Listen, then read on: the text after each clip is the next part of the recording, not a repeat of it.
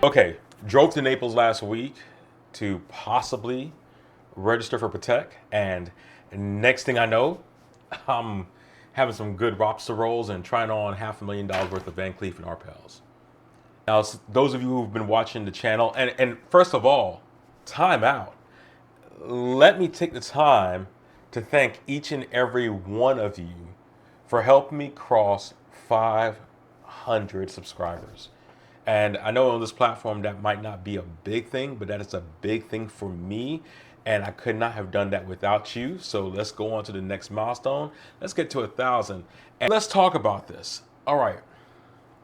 Now, those of you know that I'm looking for a milestone piece, and I'm sharing this experience with you so that if you guys are in the same market, if you're out there shopping for a watch or some, milestones, significant achievement type piece, you can probably follow on, and your mileage is going to vary, but hopefully what I put out will benefit you. Now, I got a question for you, and I wrote it down. So if you see me looking down, I'm looking at my notes.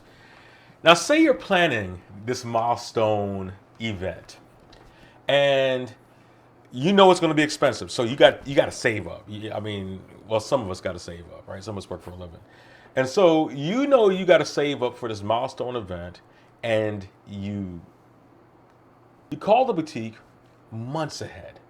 You make a reservation. You tell them that you're saving for this milestone.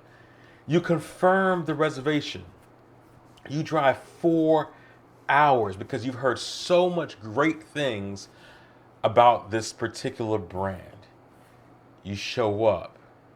Now, when you show up for your appointment, security's like, hey, we don't know who you are. You go in, and the sales associate that you're supposed to meet with is not there. They flaked on you.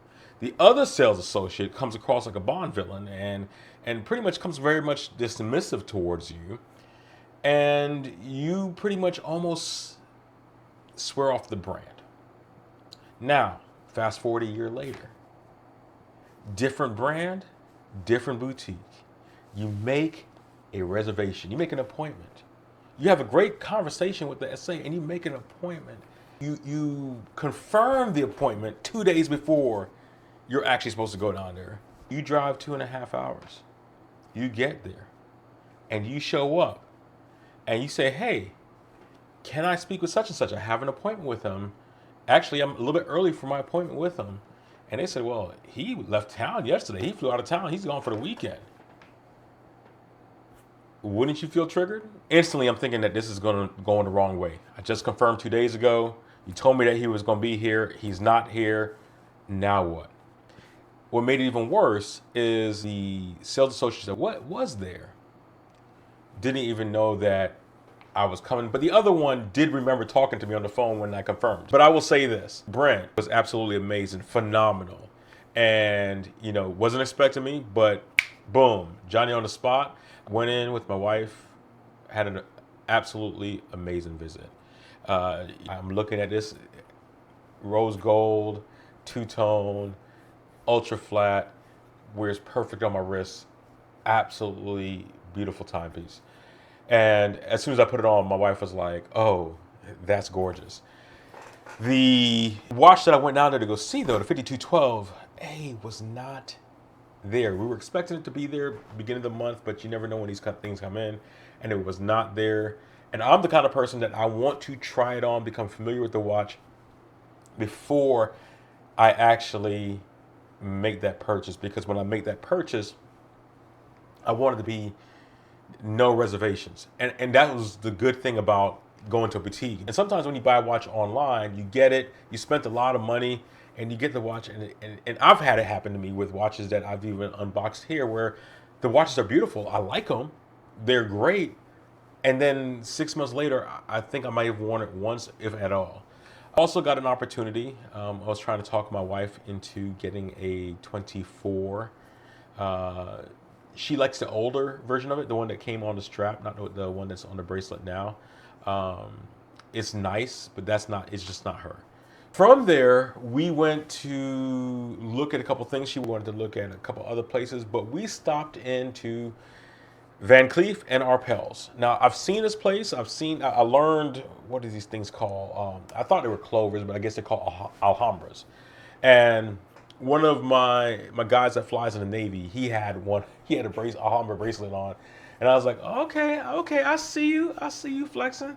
But anyway, go in there, spoke with Melissa. One of the best boutique experiences that I've ever had. And I know that we pay for these boutique experiences once we buy the product. I know that. But it's part of the process, right? It is part of making you feel good and relaxed when you're putting out this much money. It's beyond just buying a watch. I can go on secondary market, I can go on Chrono 24, spend money, put my credit card, and buy a watch. But I don't get the experience of buying the watch. And I think that when we look at some of these waiting lists, it's that anticipation. It is that growing. It's that looking forward to that watch. Anyway, I go into Van Cleef and Arpels, and let me go look at my notes here. And so I go in there, and one of the things was, I said, this is most possibly the best boutique visits that I've ever had. And it's not just because of the service, but because of the overall experience. Now, some places they do this kind of thing called like the red rope, velvet rope thing where they want you to wait in line so that, people can go in like a nightclub. They want people outside. Well, here they have a security guard. They have a thing where you can scan and make appointments. But the security guard is there really just to say that, okay, 3 people at a time inside the store, not because of the millions of dollars of jewelry that they have in the store, but so that each person can have a one-on-one experience when they go in there. And this is our first time going in there. So with the access to the boutique being restricted, you already feel that there's a elevated level going into it. That's the first thing. After that, you go in, offer this cappuccino. We took the cappuccino, and they have these chocolates. Okay, so these chocolates are absolutely, they have a dark chocolate, milk chocolate, but one of them has like this raspberry truffle. I'm digressing. Go past that. We walk around. We look at all the pieces. They have some amazing, beautiful pieces. You think about high horology. You think about watches. They have this planetarium one and they have a male and female one with different planets on there. But the planets go around. There's a shooting star where you tell time. They have the moon goes around the Earth once a day, which is pretty cool. Speaking of the moon, they have a day-night watch there that has the sun and the moon go on there. But what's cool about that one is that the moon phase also moves. So not only does the dial moves, but the moon phase actually changes according to the moon phase. I thought that was pretty cool.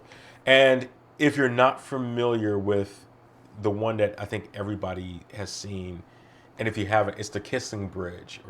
The two lovers, they meet twice a day. She's on the hour side, and she comes over to 12 twice a day.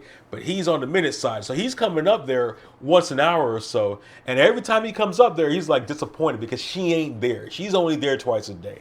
But that's like life. That's art imitating life or life imitating art. I don't know which one. But Melissa was great. She walked us through the experience. I think that visit, we were just planning on popping our head in there, and I think that visit was about 45 minutes. So I can't even put this on my wife. We both fell in love with the experience, with the jewelry. They have, especially that they have some zodiac pieces in there. They have some butterfly pieces in there. They have this watch, and I haven't seen it. It wasn't in there, but they have this watch that it has like 12 lily pads or flowers or whatever on it. And it's kind of like a jumping hour, but when the flowers open, that's what time it is. So if there's 3 flowers open, it's 3:00. That is next level design, art, and horology mixed together. So we went from there, went into Bucherer, tried on some pieces, and my wife, she got to see the other piece that she absolutely fell in love with, because she really didn't want to see the Patek. She wanted to see the JLC, and she wanted to see the JLC Reverso. Had a great experience, looked at the Reverso. I wish they had the master control chronometers there, but they do not have them at that location as of last week. Hopefully they get them soon, and when they do, I will make the trip down there because I am interested in that watch. Hold on a second. I told you about these lobster rolls. I didn't even know my wife liked lobster rolls. So she wanted to stop there on the way down, and I'm like, I'm just trying to get there. I'm just trying to get there. I'm just trying to get there. So in Naples, there's a place called what is it? Not Mystique. Is it Mystique? Mystic. I say Mystique. Mystic Lobster Roll Company. But they had, well, we got like the Southern Fried or the Southern Spicy or Southern Fried or something like that, and a Connecticut roll. I know Mystic, Connecticut. So is this place based out of Connecticut? Is it a chain that's just based out of Connecticut? Is there correlation? Just happen to be the name. Just let me know. These rolls were absolutely amazing. Had some key lime pie. The 2 lobster rolls, lots of lobster. Nothing in Naples is cheap, so you already know this. But it was good. It was about $80 by the time it was all said and done for those 2 rolls and the key lime pie and the drinks. So yeah, that was pretty much almost like a week's worth of food there, but it was worth it. It was worth it. And and no trip to Naples would be complete without a visit to the guys down there at Exquisite Timepieces. Free plug, right? They don't sponsor anything. None of these are sponsored. This is my experience. But I went down there. The guy I normally deal with is Ralph. You hear me talk about him. Guy takes care of me, and I wish I could buy more watches from him. But anyway, I spoke to Lucas. Now I see Lucas everywhere, and Lucas, if you guys are looking, if you can't run into Ralph, check out Lucas. Lucas down there took care of me. So the 3 watches that really stood out for me: AP, Royal Oak Offshore, because it allowed me to get a chance to put a Royal Oak offshore on the wrist to see how it felt, see how, if it would wear well, see what was good with it. And that was really a big deal for me. The next watch that stood out to me was actually, I think it's called Bianche. And I won't call it the poor man's RM. I'm not going to say that because this thing is also a 6-figure watch at a great price down there. And it was light. It was nice. It was fit right on the wrist. I mean, it is a lifestyle watch. The watch that really impressed me was the DB25 Perpetual Calendar. And I was surprised that the two perpetual calendars that the planetarium and the DB25, ironically, we got the space theme going in there, stars themes going on. Those are amazing pieces, and in this green, this subtle green that was just, it's just low key. Like you could walk by anybody and they would not know that this was a 6-figure watch, but it's just so low key and it's great, and it's that's high horology type stuff. So you made it this far. Thank you. Which of the watches did you like? And if you have questions, feel free to leave them in the comments. Oh, and one last thing. Congratulations to the New York Knicks for breaking the drought. Congrats. With that, Fat Kid out.